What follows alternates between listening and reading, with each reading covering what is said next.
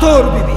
ঈদ উল ফিতরের পর দেশের প্রেক্ষাগৃহে আজ মুক্তি পেয়েছে দুটি নতুন সিনেমা, একটি আতর বিবি লেন এবং অন্যটি মানুষটিকে দেখ। ভিন্নধর্মী গল্প এবং নির্মাণে তৈরি এই দুই চলচ্চিত্র আজ শুক্রবার থেকে দেখা যাচ্ছে দেশের বিভিন্ন প্রেক্ষাগৃহে।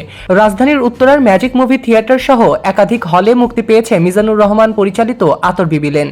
এক সাধারণ নারীর জীবন সংগ্রামকে কেন্দ্র করে গড়ে উঠেছে এর গল্প।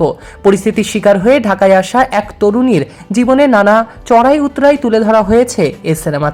ঢাকায় এসে তার পরিচয় হয় এক পেশাদার খুনির সঙ্গে। এরপর নির্যাতন ও অদ্ভুত সব ঘটনার মধ্যে দিয়ে কাহিনী ভিন্ন মোড় নেয়। পরিচালকের কথায় আতর নামে এক নারীর আতর বিবি হয়ে ওঠার গল্প নিয়ে এগিয়েছে এ সিনেমার গল্প। চরিত্রটির শরীর থেকে আতরের ঘ্রাণ বের হয় এবং তার মধ্যে রয়েছে অতিপ্রাকৃত ক্ষমতা। পাশাপাশি বস্তির রাজনীতির চিত্র উঠে এসেছে সিনেমাটিতে নাম ভূমিকায় অভিনয় করেছে ফারজানা সুমি।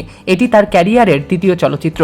অন্যদিকে রাজধানীর ব্লকবাস্টার সিনেমাসে মুক্তি পেয়েছে গাজী রাকায়াত পরিচালিত মানুষটিকে দেখ। সেরিব্রাল পালসিতে আক্রান্ত মানুষের জীবন সংগ্রাম এবং তাদের ঘিরে থাকা কুসংস্কারকে কেন্দ্র করে তৈরি হয়েছে এই নতুন চলচ্চিত্রটি।